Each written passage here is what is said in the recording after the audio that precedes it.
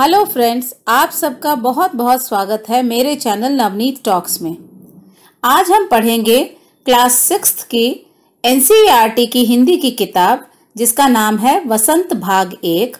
इस पुस्तक का चौथा पाठ जो कि एक कविता के रूप में है और इसका शीर्षक है चांद से थोड़ी सी गप्पें। इस कविता के कवि हैं शमशेर बहादुर सिंह। तो आज हम शमशेर बहादुर सिंह की लिखी हुई यह कविता पढ़ेंगे और देखेंगे कि इस कविता के माध्यम से कवि हमसे क्या बताना चाह रहे हैं।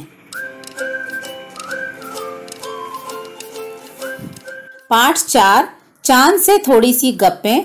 कविता के बारे में पहले हम कुछ बातें करेंगे।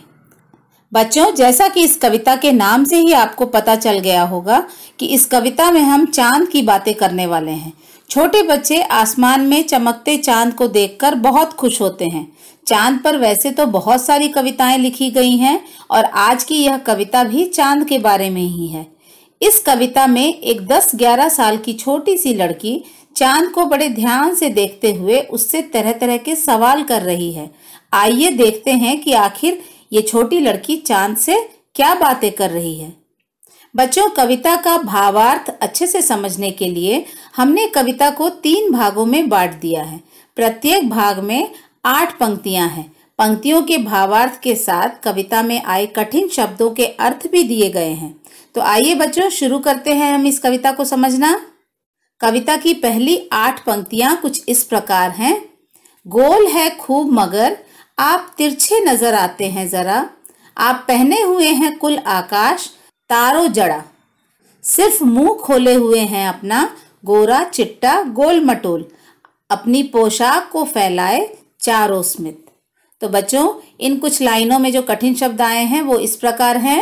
गोल राउंड, तिरछे टेढ़े, नजर आना दिखाई देना, जरा थोड़ा, पहने हुए वोर, कुल पूरा सारा, आकाश आसमान, तारों जड़ा तारों से भरा हुआ, मुंह चेहरा, गोरा चिट्टा फेयर कॉम्प्लेक्शन, गोल मटोल मोटा, पोशाक कपड़े, स्मित दिशा।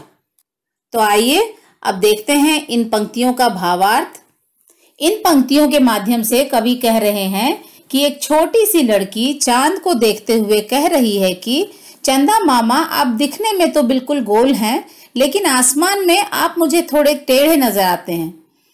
आपको देखने पर मुझे ऐसा लगता है कि आपने पूरे आकाश को ही कपड़े की तरह पहन रखा है जिसमें ये चमकते हुए तारे लगे हुए हैं।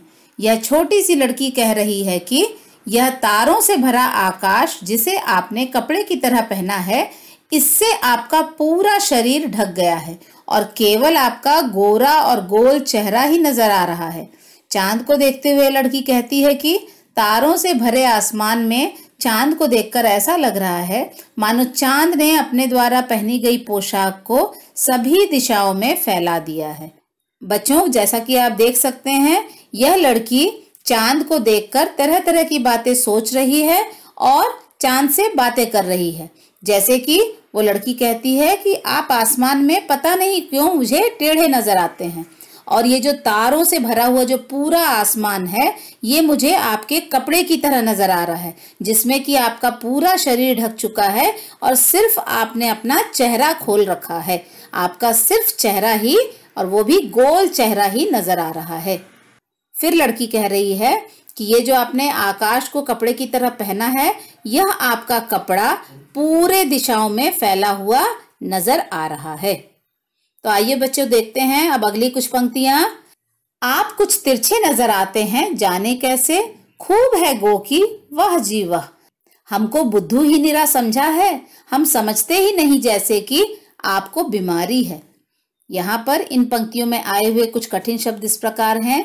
गोकी का मतलब है हालांकि, ऑल्दो, बुद्धू का मतलब है मूर्ख, निरा पूरी तरह, बीमारी डिजीज। इन पंक्तियों का भावार्थ कुछ इस प्रकार है बच्चों। छोटी सी लड़की चांद को देखकर फिर कहती है कि पता नहीं क्यों जब भी मैं आपको देखती हूँ तो आप मुझे टेढ़े नजर आते हैं। वह लड़की फिर कहती है कि कहीं मुझे छोटा बच्चा जानकर आपने मुझे बुद्धू तो नहीं समझ लिया।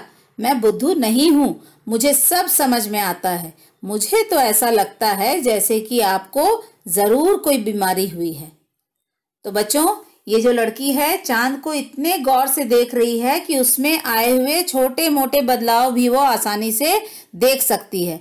तो अब यहाँ पे वो कह रही है कि पता नहीं सभी के साथ ऐसा होता है या सिर्फ मेरे साथ ही ऐसा है कि मैं जब भी आपको देखती हूँ आप मुझे टेढ़े ही नजर आते हैं।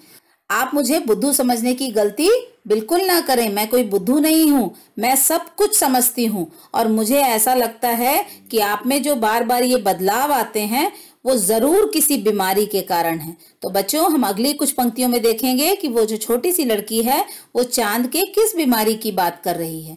आइए देखते हैं अगली कुछ पंक्तियां। आप घटते हैं तो घटते ही चले जाते हैं और बढ़ते हैं तो बस यानी कि बढ़ते ही चले जाते हैं। दम नहीं लेते जब तक बिल्कुल ही गोल ना हो जाएं, बिल्कुल गोल। यह मर्ज आपका अच्छा ही नहीं होने में आता।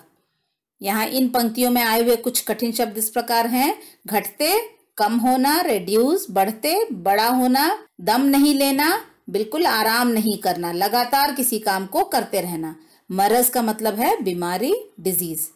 तो आइए बच्चों, इसका हम भावार्थ देख लेते हैं। छोटी लड़की फिर से चांद से कहती है कि आपको जरूर कोई बीमारी है, तभी तो कभी आपका आकार, आकार का मतलब है साइज, कभी आपका आकार छोटा ही होता चला जाता है और फिर कभी आप अपना आकार तब तक बढ़ाते ही चले जाते हैं जब तक कि आप पूरे गोल ना हो जाएं। आप पूरी तरह गोल हो जाने पर ही दम लेते हैं। आपकी ये घटने और बढ़ने की जो बीमारी है वो पता नहीं क्यों अच्छी ही नहीं हो रही। तो ये लड़की कह रही है कि हमेशा मैं ये देखती हूँ कि आप कभी घटते हुए छोटे हो जाते हैं और कभी बढ़ते बढ़ते फिर से गोल हो जाते हैं। तो कहीं ये आपको कोई बीमारी तो नहीं है, और पता नहीं क्यों ये जो आपको बीमारी लगी है घटने और बढ़ने की वो अच्छी ही नहीं हो रही। हमेशा आप में घटने और बढ़ने की जो ये बीमारी है वो मैं देख सकती हूँ। तो इस तरह से वो भोली भाली छोटी सी लड़की चांद को देखकर ये सारी बातें उनसे कह रही है। तो बच्चों, आशा है आप सभी को इस कविता का भावार्थ अच्छे से समझ में आ गया होगा। एनसीईआरटी कक्षा 6 के अन्य पाठों के सरल भावार्थ एवं पाठ से संबंधित प्रश्नोत्तर लेकर मैं अपने अगले वीडियो में जरूर आऊंगी। अगर आपको मेरा ये वीडियो अच्छा लगे तो इसे लाइक, शेयर और सब्सक्राइब करना ना भूलें, और आप कमेंट बॉक्स में अपने कमेंट्स भी लिख सकते हैं। तो बच्चों, अगले वीडियो में फिर मुलाकात होगी। तब तक के लिए धन्यवाद। Thank you.